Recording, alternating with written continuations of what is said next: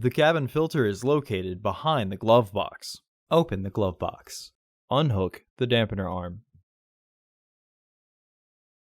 Push in on the sides of the glove box to release the stops and lower the glove box. Unclip both sides of the filter housing door. Open the filter housing door.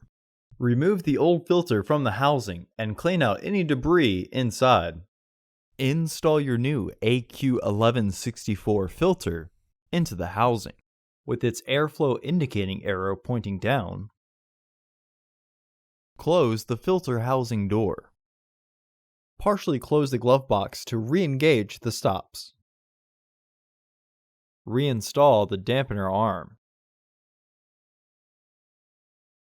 Close the glove box. Order your parts today at filterheads.com. Also, please like our video and subscribe to our channel so you won't miss any new content.